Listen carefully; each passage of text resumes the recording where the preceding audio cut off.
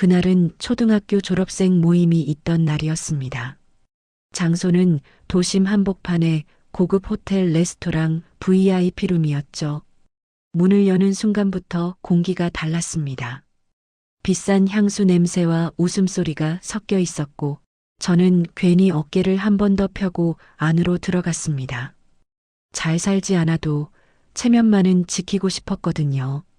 둥근 테이블 위에는 고급 요리가 차려져 있었고 동창들은 이미 명품 시계와 가방 이야기로 열을 올리고 있었습니다. 그 자리에 앉은 저는 자연스럽게 가장 조용한 사람이 되어 있었죠. 건배가 끝나고 얼마 지나지 않아 그 사람이 제 이름을 불렀습니다. 초등학교 때부터 늘 중심에 있던 동창 리더였습니다. 목소리는 밝았지만 말끝에는 묘한 비웃음이 묻어 있었습니다. 야, 너 아직도 회사원이야? 순간 젓가락을 들고 있던 손이 멈췄습니다. 주변 시선이 한꺼번에 제게 쏠렸죠. 저는 짧게 웃으며 고개를 끄덕였습니다. 와, 진짜 대단하다. 요즘 같은 세상에 아직도 월급 받는 사람이 있네. 웃음이 터져 나왔습니다. 누군가는 크게 웃었고 누군가는 고개를 숙인 채 따라 웃었습니다. 저는 아무 말도 하지 못했습니다. 연봉은 그대로야? 애 키우려면 빠듯하지 않냐? 말이 이어질수록 제 얼굴은 점점 뜨거워졌습니다. 대답을 하려 했지만 입안이 바싹 말라 말이 나오지 않았습니다. 그는 멈추지 않았습니다. 오히려 테이블을 한번 두드리며 말을 이었습니다. 그래도 내가 제일 착했잖아. 공부는 잘했는데 인생은 좀. 그 말에 또 한 번 웃음이 터졌습니다. 저는 고개를 숙인 채 물컵만 바라봤습니다. 투명한 물 속에 제 얼굴이 일그러져 보였죠. 그 순간 제가 이 자리에 왜 왔는지 스스로에게 묻게 되었습니다. 오랜 친구들이 보고 싶어서였는지 아니면 괜히 나도 괜찮다는 걸 확인받고 싶어서였는지 말입니다. 화장실에 간다며 자리를 떴습니다. 복도는 조용했고 거울 앞에 선 제 모습은 생각보다 초라해 보였습니다. 넥타이를 한번 고쳐봤지만 마음은 전혀 정리되지 않았습니다. 다시 자리로 돌아왔을 때 대화는 이미 다른 주제로 넘어가 있었습니다. 하지만 그 웃음소리는 끝까지 제 귀를 때렸습니다. 모임이 끝난 뒤 집으로 돌아오는 차 안에서 저는 한마디도 하지 않았습니다. 아내도 아무 말 없이 앞만 보고 앉아 있었습니다. 집에 도착하자마자 저는 소파에 주저앉았습니다. 몸보다 마음이 먼저 무너졌습니다. 괜찮다고 별일 아니라고 스스로를 달래려 했지만 눈앞이 흐려졌습니다. 그때 방 안에서 조용히 나오던 장인어른의 발소리가 들렸습니다. 늘 말수가 적고 검소하게만 사시던 분이었죠. 아무 말 없이 제 얼굴을 한번 바라보시더니 천천히 휴대전화를 꺼내셨습니다. 그리고는 어딘가로 전화를 거셨습니다. 그 순간 저는 몰랐습니다. 평범한 사위를 건드린 대가가 이제부터 시작된다는 걸 말이죠. 집에 돌아온 뒤로 며칠 동안 아무 일도 없었던 것처럼 지내려 했습니다. 출근을 하고 퇴근을 하고 평소와 다름없는 하루를 반복했죠. 하지만 마음 한쪽은 계속 눌려 있었습니다. 그날 모임 이후 단톡방이 하나 생겼습니다. 초등학교 졸업생 단체방이었죠. 처음엔 반가운 인사들이 오갔습니다. 사진도 몇 장 올라왔고 그날 찍은 단체 사진도 있었습니다. 문제는 그 다음이었습니다. 누군가 사진 하나를 확대해 올렸습니다. 제가 고개를 살짝 숙이고 있는 장면이었죠. 그리고 바로 댓글이 달렸습니다. 표정 봐라. 아직도 회사 눈치 보나 봄. 그래도 성실함 하나는 인정. 인정이라는 말이 그날따라 유난히 비꼬아 들렸습니다. 저는 아무 답도 하지 않았습니다. 답을 하면 더 커질 것 같았거든요. 그런데 침묵이 오히려 신호가 된 것 같았습니다. 동창 리더가 다시 말을 꺼냈습니다. 우리 이번에 여행 가는데 회사원은 시간 내기 힘들겠지? 그 말 아래로 웃는 이모티콘이 줄줄이 달렸습니다.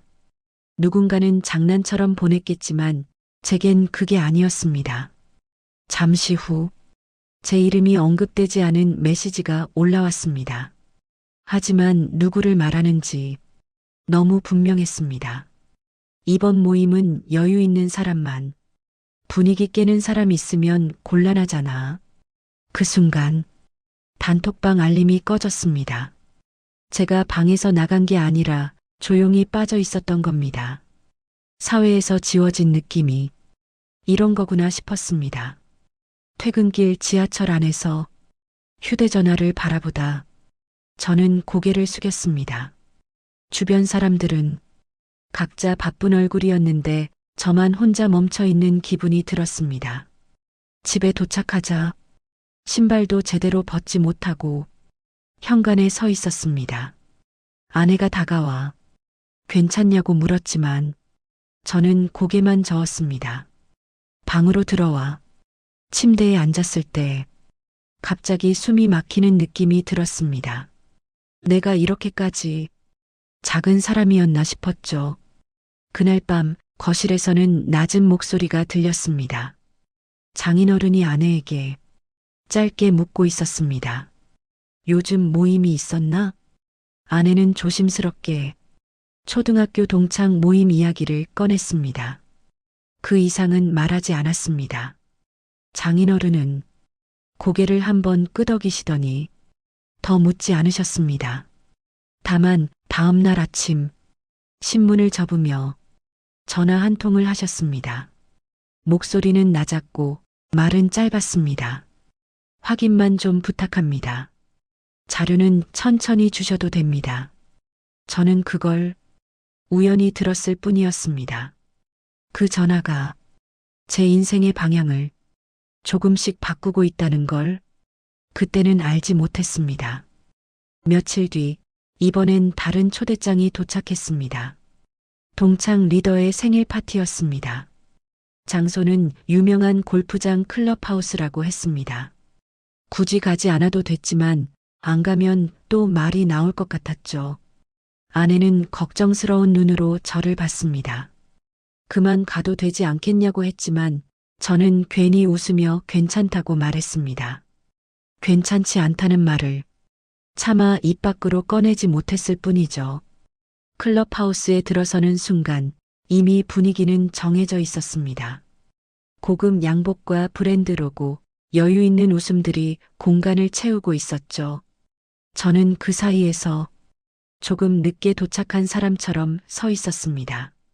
생일 케이크가 나오고 선물 증정 시간이 되었습니다. 하나둘씩 고급 시계와 명품 지갑이 놓였습니다. 박수가 이어졌고 리더는 만족스러운 표정이었습니다. 마침내 제 차례가 왔습니다. 저는 준비해 간 소박한 와인 한 병을 건넸습니다. 무난하다고 생각했습니다. 적어도 무례하지는 않다고 믿었죠. 그런데 그는 와인을 한번 보고는 입꼬리를 올렸습니다. 아, 이런 것도 있네. 주변에서 웃음이 새어나왔습니다. 누군가는 고개를 돌렸고 누군가는 노골적으로 웃었습니다. 요즘은 이 정도는 집에 쌓아두지 않나? 그래도 마음은 고맙다. 고맙다는 말 뒤에 붙은 침묵이 더 아팠습니다. 저는 아무 말도 하지 못했습니다. 그는 멈추지 않았습니다. 제 어깨에 손을 올리며 사람들을 향해 말했습니다. 얘는 아직도 회사 다니거든. 그래서 현실 감각이 좀 부족해. 그 말에 또 한 번 웃음이 터졌습니다. 제 귀에서는 웅웅거리는 소리만 들렸습니다. 잠시 후 그는 분위기를 바꾸는 척하며 다른 이야기를 꺼냈습니다. 근데 요즘 좋은 투자처가 있어. 우리끼리만 공유하는 건데. 사람들의 눈이 반짝였습니다. 그는 저를 힐끗 보더니 다시 말을 이었습니다. 회사원도 이건 해봐야지. 월급 말고 다른 길도 알아야 하잖아. 그 순간 저는 확실히 느꼈습니다. 이건 호의가 아니라는 걸요. 모욕 위에 얹힌 또 다른 시험이라는 걸 말입니다. 자리를 벗어나 클럽하우스 화장실로 향했습니다. 거울 앞에 서자 얼굴이 창백해 보였습니다. 손을 씻으며 한숨을 몇 번이나 쉬었습니다. 왜 이렇게까지 참고 있는지 스스로도 이해되지 않았습니다. 그저 가족에게 부담이 되고 싶지 않았을 뿐이었죠. 집으로 돌아오는 길, 차 안은 유난히 조용했습니다. 아내는 말없이 창밖만 봤고 저는 핸들을 꽉 잡고 있었습니다. 그날 밤 집에 들어서자마자 장인어른이 거실에 앉아 계셨습니다. 평소와 다르게 테이블 위에는 서류 몇 장이 놓여 있었습니다. 아무 말도 하지 않으셨지만 눈빛은 분명했습니다.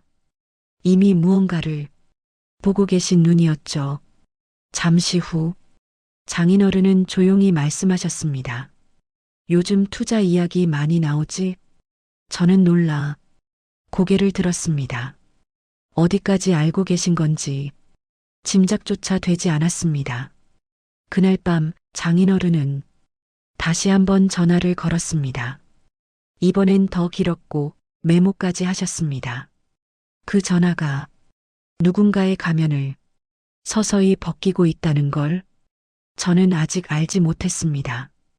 며칠 뒤 이번에는 단체 여행 이야기가 나왔습니다. 해외는 아니었지만 고급 리조트가 포함된 일정이었습니다. 동창 리더는 단톡방에 사진을 몇 장 올렸습니다. 푸른 잔디와 리조트 수영장, 그리고 골프 카트 사진이었죠. 그 아래에 짧은 글이 달렸습니다. 이번엔 진짜 선별해서 가자. 누가 봐도 사람을 가르는 말이었습니다. 곧이어 개별 메시지가 하나 왔습니다. 동창 리더였습니다. 겉으로는 배려하는 척했지만 문장은 노골적이었습니다. 이번 여행 투자 설명도 같이 있어. 참여할 생각 있으면 같이 가고. 저는 휴대전화를 내려놓았습니다. 대답하지 않으면 또 다른 말이 나올 걸 알았죠. 그래서 짧게 생각해 보겠다고만 보냈습니다. 리조트에 도착한 날 이미 분위기는 정해져 있었습니다. 프런트 앞에서 객실 배정을 기다리는 동안 그들은 골프 스코어와 투자 수익 이야기를 나눴습니다. 저는 그 사이에서 또 한 번 조용해졌습니다. 말을 보태지 않아도 눈빛은 계속 저를 향했습니다. 저녁 식사 자리에서 리더는 프레젠테이션 자료를 꺼냈습니다. 노트북 화면에는 그래프와 숫자가 빼곡했습니다. 이건 이미 검증된 구조야. 우리끼리라서 말해주는 거지. 사람들은 고개를 끄덕였습니다. 누군가는 이미 참여했다며 은근히 자랑했습니다. 리더는 제 쪽을 보며 말을 이었습니다. 이제 결단할 때 아니냐. 회사 월급만으로는 한계가 있잖아. 그 말에 주변 시선이 다시 모였습니다. 저는 손바닥에 땀이 찼습니다. 이건 권유가 아니라 압박이었습니다. 그날 밤 객실로 돌아와 침대에 앉았습니다. 창밖에는 리조트 조명이 반짝였지만 제 마음은 점점 더 어두워졌습니다. 아내에게 전화를 걸어 아무 일 없다고 말했습니다. 괜히 걱정시키고 싶지 않았죠. 전화를 끊고 나서야 한숨이 터져 나왔습니다. 다음 날 아침 조식 자리에서도 이야기는 계속됐습니다. 이번엔 투자에 참여하지 않은 사람을 은근히 빼놓는 분위기였습니다. 이번 거는 같이 가는 사람들만. 나중에 후회하지 말고. 그 말에 누군가는 웃었고 누군가는 침묵했습니다. 저는 더 이상 이 자리에 있고 싶지 않았습니다. 집으로 돌아온 날 저는 결국 모든 걸 털어놓았습니다. 아내는 말없이 듣기만 했습니다. 그리고는 장인어른 방으로 들어갔습니다. 그날 밤 거실 불은 늦게까지 켜져 있었습니다. 장인어른은 서류를 하나씩 펼쳐보셨습니다. 노트에 메모를 하며 몇 번이나 확인 전화를 하셨습니다. 수치가 조금 다르군요. 공식 자료와 맞지 않습니다. 목소리는 낮았지만 단호했습니다. 급하게 움직이지 않았고 확인과 검토를 반복하셨습니다. 며칠 뒤 장인어른 책상 위에는 정리된 문서가 쌓였습니다. 사업 구조, 자금 흐름, 그리고 빠진 부분들까지 차분히 표시돼 있었습니다. 장인어른은 저를 불러앉히고 짧게 말씀하셨습니다. 당장 결정할 필요는 없다. 대신 사실은 알아야 한다. 그 말에 가슴이 조금 내려앉았습니다. 누군가가 제 편에 서서 같이 보고 있다는 느낌이 처음 들었기 때문입니다. 그날 이후 장인어른의 전화는 더 잦아졌습니다. 그러나 여전히 조용했고 서두르지 않았습니다. 저는 몰랐습니다. 이 차분한 준비가 곧 공개적인 자리에서 모든 흐름을 바꾸게 될 줄은요. 며칠 뒤 이번에는 단체 여행 이야기가 나왔습니다. 해외는 아니었지만 고급 리조트가 포함된 일정이었습니다. 동창 리더는 단톡방에 사진을 몇 장 올렸습니다. 푸른 잔디와 리조트 수영장, 그리고 골프 카트 사진이었죠. 그 아래에 짧은 글이 달렸습니다. 이번엔 진짜 선별해서 가자. 누가 봐도 사람을 가르는 말이었습니다. 곧이어 개별 메시지가 하나 왔습니다. 동창 리더였습니다. 겉으로는 배려하는 척했지만 문장은 노골적이었습니다. 이번 여행 투자 설명도 같이 있어. 참여할 생각 있으면 같이 가고. 저는 휴대전화를 내려놓았습니다. 대답하지 않으면 또 다른 말이 나올 걸 알았죠. 그래서 짧게 생각해 보겠다고만 보냈습니다. 리조트에 도착한 날 이미 분위기는 정해져 있었습니다. 프런트 앞에서 객실 배정을 기다리는 동안 그들은 골프 스코어와 투자 수익 이야기를 나눴습니다. 저는 그 사이에서 또 한 번 조용해졌습니다. 말을 보태지 않아도 눈빛은 계속 저를 향했습니다. 저녁 식사 자리에서 리더는 프레젠테이션 자료를 꺼냈습니다. 노트북 화면에는 그래프와 숫자가 빼곡했습니다. 이건 이미 검증된 구조야. 우리끼리라서 말해주는 거지. 사람들은 고개를 끄덕였습니다. 누군가는 이미 참여했다며 은근히 자랑했습니다. 리더는 제 쪽을 보며 말을 이었습니다. 이제 결단할 때 아니냐. 회사 월급만으로는 한계가 있잖아. 그 말에 주변 시선이 다시 모였습니다. 저는 손바닥에 땀이 찼습니다. 이건 권유가 아니라 압박이었습니다. 그날 밤 객실로 돌아와 침대에 앉았습니다. 창밖에는 리조트 조명이 반짝였지만 제 마음은 점점 더 어두워졌습니다.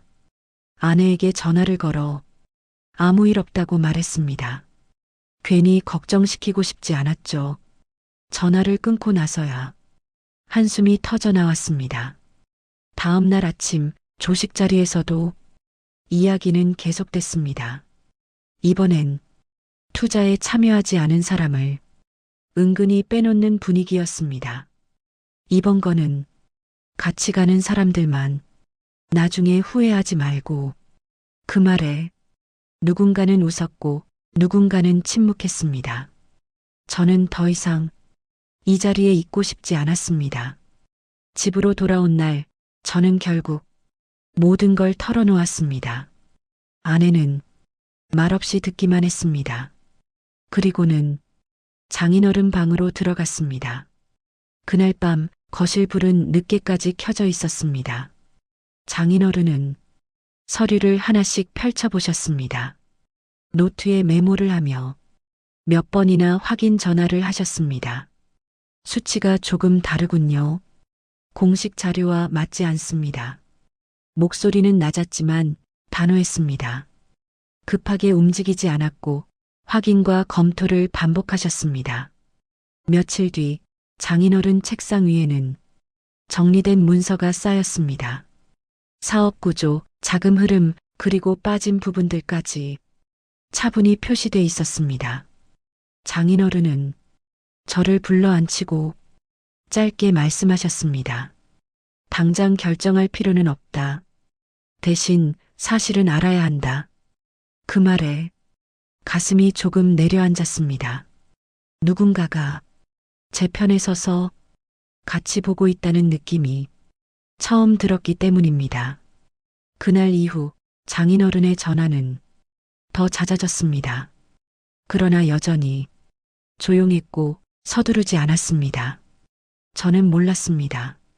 이 차분한 준비가 곧 공개적인 자리에서 모든 흐름을 바꾸게 될 줄은요. 행사가 끝난 뒤에도 연회장의 공기는 쉽게 풀리지 않았습니다. 사람들은 서둘러 자리를 정리했지만 눈빛은 계속 서로를 살폈습니다. 웃으며 들어왔던 얼굴들이 나갈 때는 하나같이 굳어 있었죠. 엘리베이터 앞에서 동창 몇 명이 제게 다가왔습니다. 아까와는 전혀 다른 태도였습니다. 아까는 분위기가 좀 과했지? 우리가 몰랐어. 그 말들은 사과처럼 들렸지만 어딘가 급했습니다. 이미 흐름이 바뀌었다는 걸 그들도 느끼고 있었던 거죠. 저는 짧게 고개만 끄덕였습니다. 굳이 더 말하지 않았습니다. 이제는 제가 설명할 차례가 아니라는 걸 알고 있었기 때문입니다. 그날 저녁 동창 단톡방이 다시 시끄러워졌습니다. 이번엔 조롱이 아니라 불안이었습니다. 아까 그 자료 혹시 문제 있는 거 아니야? 나 이미 돈 넣었는데. 리더는 한동안 아무 말이 없었습니다. 그러다 늦은 밤이 되어서야 짧은 메시지를 남겼습니다. 오해가 있는 것 같다. 내일 정리해서 다시 설명하겠다. 하지만 그 말 아래로 누군가가 자료 하나를 올렸습니다. 행사장에서 장인어른이 보여준 공식 문서 일부였습니다. 이거랑 아까 설명이 다르지 않나? 그 질문에 단톡방은 다시 조용해졌습니다. 그 침묵이 이전과는 전혀 다른 무게로 다가왔습니다. 다음 날 아침 장인어른은 평소처럼 신문을 읽고 계셨습니다. 마치 어제 일이 아무것도 아니었다는 듯 차분한 모습이었죠. 하지만 전화는 계속 울렸습니다. 금융 쪽, 자문 쪽, 그리고 오래된 인연들까지 장인어른은 하나하나 받으면서도 같은 말을 반복하셨습니다. 확인만 요청했습니다. 결론은 아직입니다. 급하게 몰아붙이지 않았고 단정하지도 않았습니다. 그 태도가 오히려 더 무서웠습니다. 점심 무렵 동창 한 명에게서 개인 연락이 왔습니다. 전날 웃으며 리더 편을 들던 사람이었습니다. 혹시 장인어른이 어디까지 알고 계신 거야? 저는 그 질문을 보고 잠시 멈췄습니다. 그리고는 있는 그대로 말했습니다. 사실만 확인 중입니다. 그날 오후 리더에게서 전화가 왔습니다. 목소리는 이전과 달랐습니다. 낮았고 조심스러웠습니다. 오해가 커진 것 같다. 괜히 어르신까지 불편하게 만든 것 같아서 저는 아무 대답도 하지 않았습니다. 그 침묵이 그에게는 이미 답이었을 겁니다. 며칠이 지나자 소문은 훨씬 빠르게 퍼졌습니다.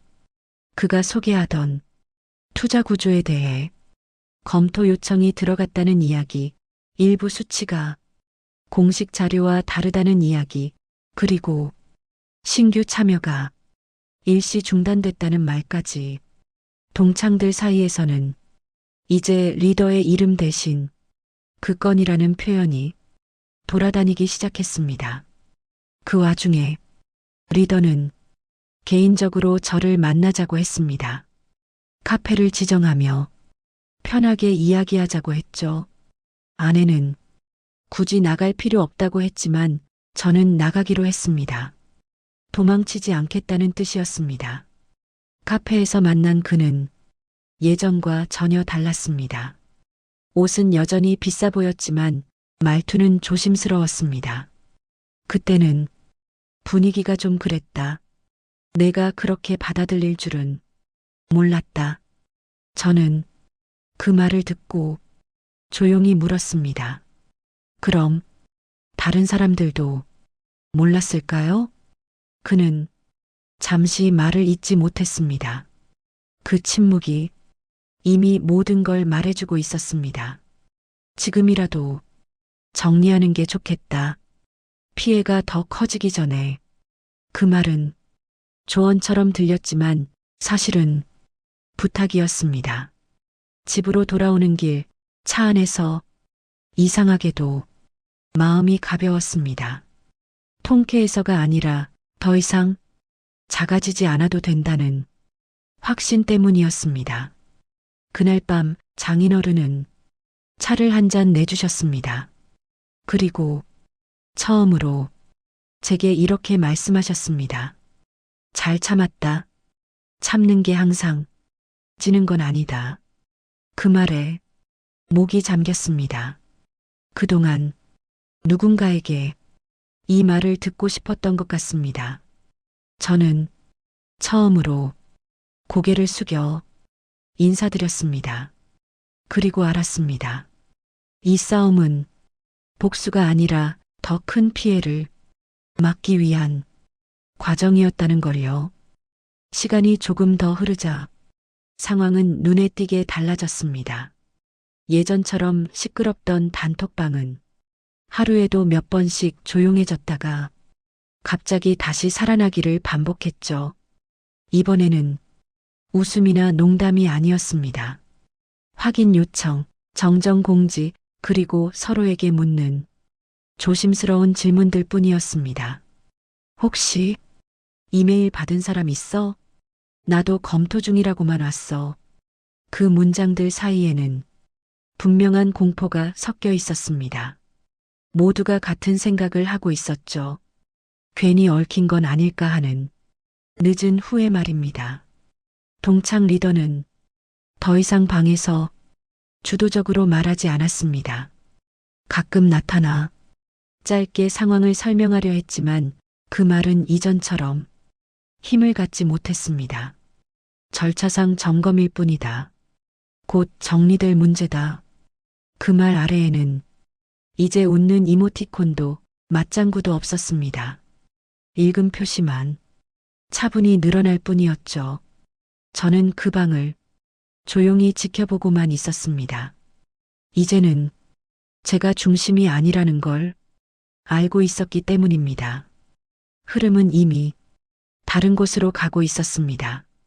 며칠 뒤 동창 한 명에게서 전화가 왔습니다. 예전에 가장 크게 웃던 사람이었습니다. 그때는 정말 미안했다. 분위기에 휩쓸렸다. 그 말은 조심스러웠고 진심이 섞여 있었습니다. 저는 괜찮다고만 말했습니다. 이미 마음속에서는 어느 정도 정리가 끝난 상태였기 때문입니다. 그날 저녁 장인어른은 저를 따로 부르셨습니다. 거실 테이블 위에는 정리된 서류 묶음이 놓여 있었습니다. 하지만 이제는 펼치지 않으셨습니다. 이제 내가 할 일은 거의 끝났다. 그 말은 마치 오래된 일을 마무리하는 사람이 목소리 같았습니다. 결론은 기관에서 나올 거다. 우리가 할 일은 사람들을 말리는 거였다. 그제야 저는 알 것 같았습니다. 장인어른이 처음부터 누군가를 무너뜨리려 한 게 아니라는 걸요. 더 큰 피해가 나오지 않도록 선을 그은 것이었습니다. 며칠 후 공식적인 공지가 돌기 시작했습니다. 해당 투자건에 대해 심사 강화가 들어갔고 신규 참여는 잠정 중단됐다는 내용이었습니다. 단톡방에는 짧은 메시지 하나가 올라왔습니다. 리더의 이름이었습니다. 정리되는 대로 다시 설명하겠다. 하지만 그 말은 그 누구에게도 답을 받지 못했습니다. 그날 이후 그는 방에서 모습을 드러내지 않았습니다. 저는 이상하게도 허탈하지 않았습니다. 통쾌함보다 차분함이 먼저 왔습니다. 이제는 누군가의 말에 제 존재를 증명하지 않아도 된다는 안도감이었습니다. 주말 저녁 가족이 함께 식탁에 앉았습니다. 소박한 반찬과 따뜻한 국이 놓였죠. 장인어른은 평소처럼 말수가 적으셨고 아내는 잔잔한 얼굴이었습니다. 식사가 끝나갈 무렵 장인어른이 조용히 말씀하셨습니다. 사람은 어디서 무너지느냐보다 누가 옆에 있느냐가 더 중요하다. 그 말에 아내가 제 손을 살짝 잡았습니다. 그 온기가 그동안의 시간을 차분히 덮어주는 느낌이었습니다. 그날 밤 저는 오랜만에 깊이 잠들었습니다. 꿈도 꾸지 않았습니다. 마음이 조용해졌기 때문입니다. 다음 주 회사에서도 작은 변화가 있었습니다. 크게 달라진 건 없었지만 괜히 고개가 조금 더 들렸습니다. 이제는 비교당해도 스스로를 지킬 수 있을 것 같았죠. 집으로 돌아오는 길 저는 문득 그날 호텔 VIP룸이 떠올랐습니다. 그리고 그 자리에서 아무 말도 하지 못했던 제 모습도 함께 떠올랐죠. 하지만 이제는 그 장면이 저를 괴롭히지 않았습니다. 오히려 여기까지 잘 버텨왔다는 증거처럼 느껴졌습니다. 며칠이 더 지나 모든 것이 조용해졌습니다. 단톡방은 사실상 멈췄고 그 누구도 그 투자 이야기를 꺼내지 않았습니다. 마치 처음부터 없던 일처럼 서로가 모른 척을 했죠. 어느 날 아침 장인어른 앞으로 우편 하나가 도착했습니다. 봉투는 얇았고 내용은 길지 않았습니다. 검토 결과에 따라 추가 확인이 진행 중이라는 공식적인 안내였습니다. 장인어른은 그 종이를 접어 서랍에 넣으셨습니다. 더 이상 보여줄 것도 설명할 것도 없다는 듯 차분한 모습이었습니다. 이제 끝이다. 그 말은 승리 선언도 자랑도 아니었습니다. 그저 정리의 말이었습니다. 그날 오후 저는 혼자 동네를 천천히 걸었습니다. 겨울 끝자락의 공기가 차갑지만 맑았습니다. 예전 같았으면 괜히 남들 눈치를 보며 고개를 숙였을 텐데 그날은 앞을 보고 걸을 수 있었습니다. 문득 초등학교 운동장이 떠올랐습니다. 아무것도 모르던 시절 그저 같이 웃고 뛰던 그때의 얼굴들 말입니다. 시간이 흐르며 사람은 달라지고 관계는 변하지만 그게 누군가를 밟아야만 유지되는 건 아니라는 걸 이제는 알 것 같았습니다. 저녁이 되어 집으로 돌아오니 불이 켜져 있었습니다. 아내는 부엌에서 저녁을 준비하고 있었고 장인어른은 거실에서 조용히 텔레비전을 보고 계셨습니다. 식탁에 앉아 세 사람이 같이 밥을 먹었습니다. 특별한 반찬도 특별한 대화도 없었습니다. 그런데도 그 시간이 유난히 편안했습니다. 식사가 끝난 뒤 장인어른은 제게 차 한 잔을 내주셨습니다. 그리고 마지막으로 이렇게 말씀하셨습니다. 사는 건 크게 이기는 게 아니다. 조용히 지켜내는 거다. 그 말에 저는 고개를 끄덕였습니다. 이제는 그 의미를 알 것 같았기 때문입니다.